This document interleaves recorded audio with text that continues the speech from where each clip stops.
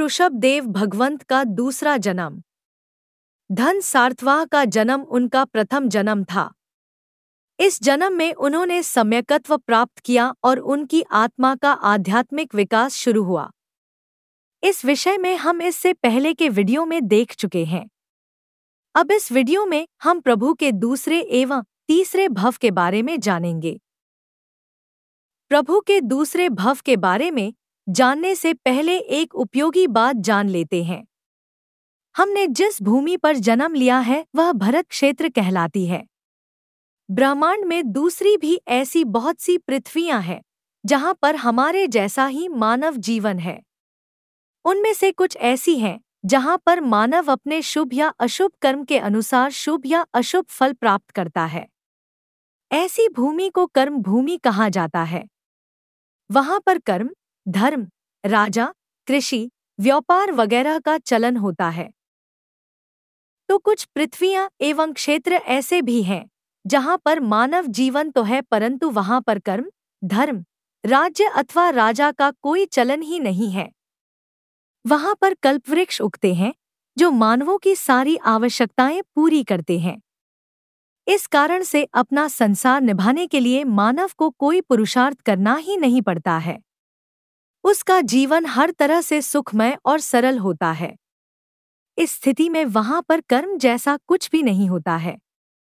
ऐसी भूमि या पृथ्वी को अकर्म भूमि कहते हैं। जैन धर्म ग्रंथों के अनुसार पूरे ब्रह्मांड में अलग अलग नाम की 15 कर्म भूमियां हैं जहां पर कर्म और कर्म फल का अस्तित्व है।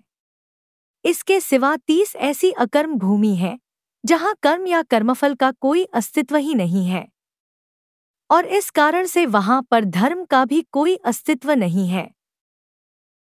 हमारे प्रथम तीर्थंकर ऋषभदेव के भव भ्रमण में यह बात बड़े ही महत्व की है। इसीलिए सबसे पहले ये जानकारी दी गई है। उनका प्रथम भव पश्चिम महाविद्य क्षेत्र में हुआ था जो हमारी कर्म भूमि से अलग एक धर्म भूमि है। यहीं पर उनको सम्यकत्व प्राप्त हुआ। यहाँ का आयुष्य पूर्ण करके उन्होंने उत्तर कुरुक्षेत्र में युगल्या के रूप में जन्म पाया।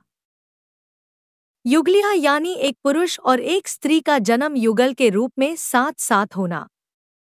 दोनों साथ ही जन्म लेते हैं, आजीवन साथ ही रहते हैं और अपने जैसे ही एक युगल को जन्म देकर साथ ही मृत्यु को प्राप्त करते हैं। ऋषभदेव की आत्मा ने यहाँ पर अपना दूसरा जन्म पाया।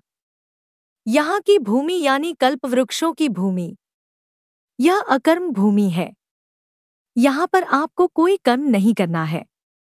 आपको जो भी चाहिए वह आप कल्पवृक्षों से मांग लीजिए, आपको वो मिल जाएगा। आप कह सकते हैं कि यहाँ पर आपको स्वर्ग जैसा जीवन मिलेगा। प्रभु की आत्मा ने भी यहाँ पर जन्म लेकर हजारों हजारों बरसों तक स्वर्गीय सुखों का अनुभव किया।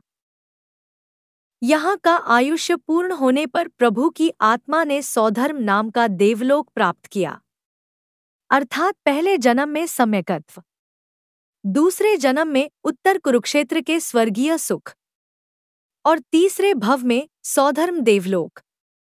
जहाँ पर सम्यकत्व का प्रभाव होता है वहाँ पर आत्मा की निरंतर ऊर्ध्व गति होती है। वहाँ अधम गति जैसा कुछ होता ही नहीं है। अपने तीसरे भव में ऋषभदेव ने असंख्य बरसों तक सौधर्म देवलोक के दिव्य सुखों का उपभोग किया। अब के बाद के वीडियो में हम देखेंगे प्रभु का चौथा और बड़े ही महत्व का जन्म।